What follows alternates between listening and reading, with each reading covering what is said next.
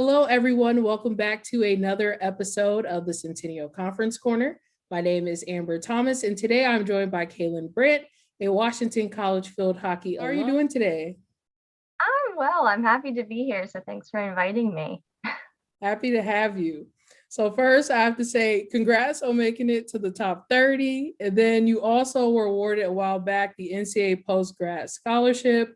I have to know, how are things going post-grad life? Going well. So I moved back home. I started my job as a nursing assistant at a hospital near my house. So I've been working there on the cardiac unit and just trying to accumulate some hours before applying to PA school next spring.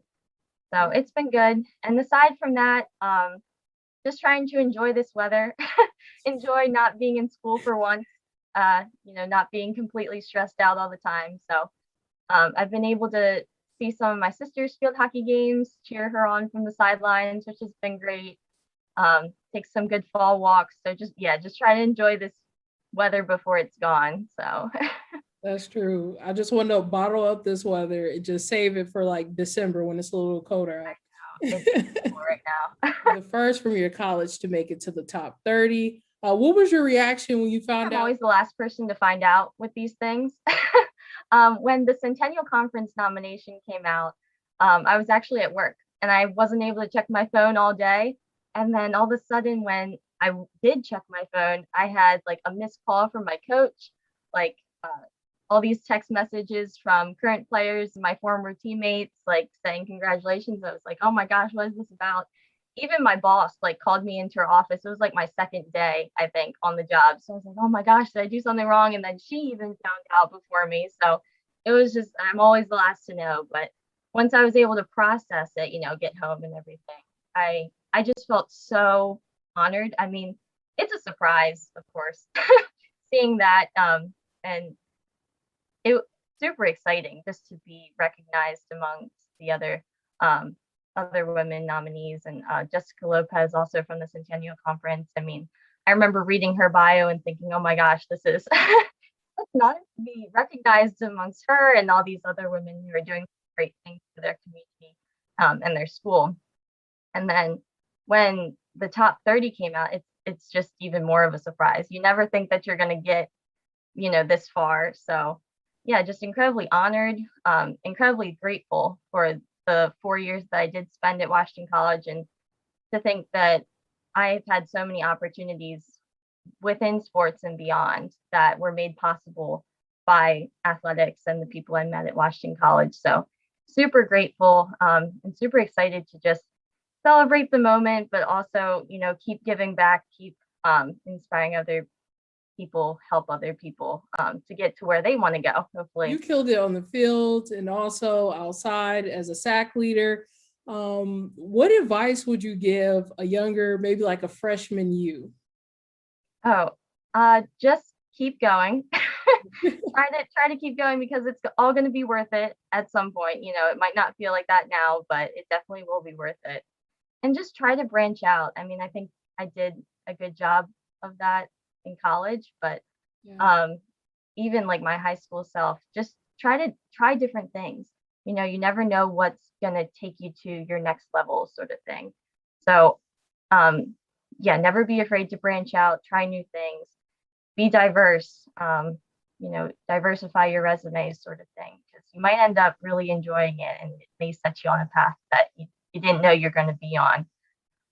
And just, I think, knowing that you're capable of anything you put your mind to.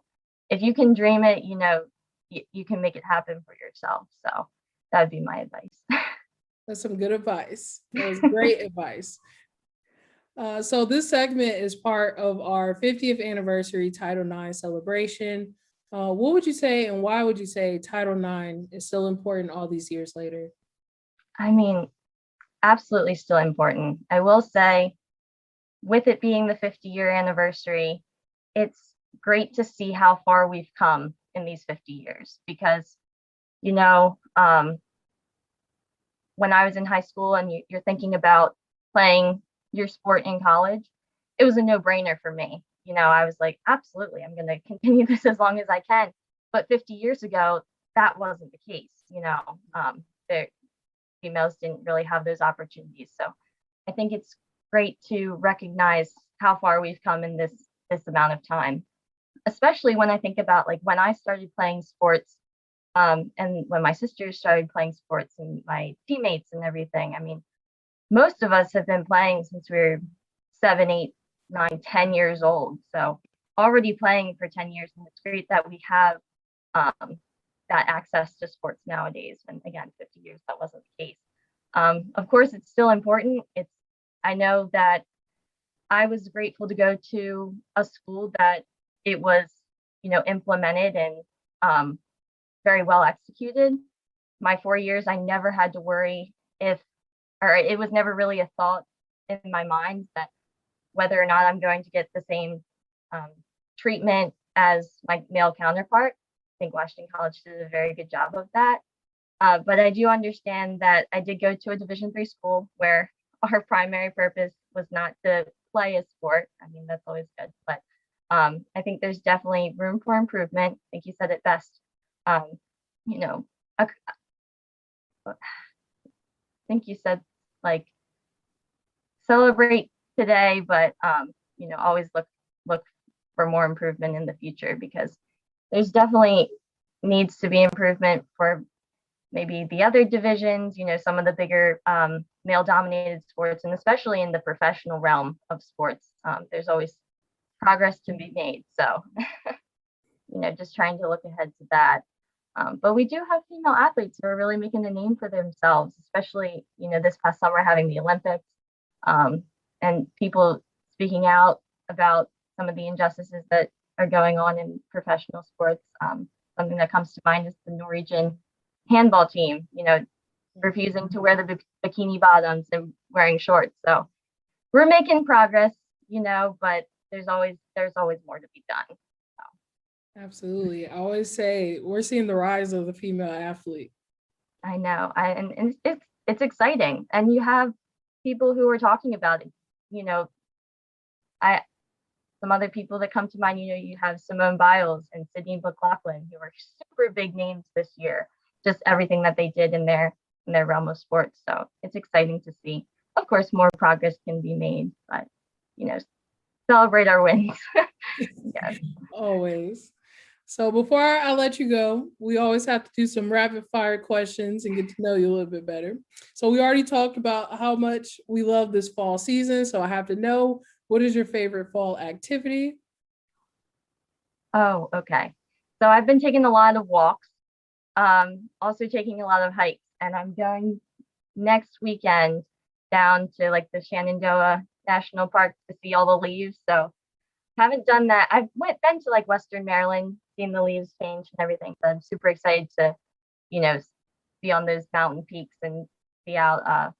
But then, just the regular sitting outside, enjoying not sweating, enjoying the breeze, maybe, pumpkin carving, all that fun stuff. But yeah, I mean, it's awesome weather. Favorite time of year. So, favorite TV show? Oh, I do like Friends. That's a good one. But I'm also a sucker for Boy Meets World. I don't know if you like the know reboot. that show. You like? No, I heard so they did a reboot. Yeah, so that was Girl Meets World, but like the original Boy Meets World from like the 90s, 2000s. I just think it's so cute. Kailyn, you're really throwing it back there. I know. That's a throwback. Okay. If you could have one superpower, what would it be? Probably to fly. I have a lot of those dreams where you're like, flying away from danger, and that'd be nice. I haven't gotten to danger. Well, no. Yeah, probably to fly. I think that'd be the best. That would be a cool one. You could get places faster. Right. Not have to worry about the commute and traffic and getting to the airport 3 hours early. So True. That is very true. yeah. So looking back on your 4 years, what was the best part of your college experience? Man, probably just the relationships I made with people, my peers, my professors, my coaches, and the rest of our athletic department staff. I mean, I had so many opportunities from athletics, and I'm so incredibly grateful for everything that everyone has done for me to get me to where I am today. So I think overall, that just has to be the best part. I felt like my entire college career, one thing led to another. Like I kept, you know, um, progressing as an athlete, progressing as a person, and really just everything, like just building my resume sort of up until graduation. Like I've just had so many opportunities that have come out of my college experience. So super grateful for that. I mean, I don't think it can get much better. I think that's why you go to college, to, advance your knowledge and grow as a person. So I think that was a success. Yeah, you gotta love that D3 experience. Absolutely. And I do think that this award really attests to the D3 athlete, because you're recognized for not only being an athlete, but also doing well in the classroom and doing good for your community and leadership and everything. So I mean, it's such a great award for Division III athletes. And I think that we all recognize it to be super special when, we get selected, because it really does attest to the experience. Absolutely. Well, Kailyn, it was great to sit down and talk with you. You can catch a new episode of the Centennial Conference Corner each and every week at centennial.org, on Instagram, Twitter, and Facebook at Centennial Conf. And until next time, we'll see you later. Bye.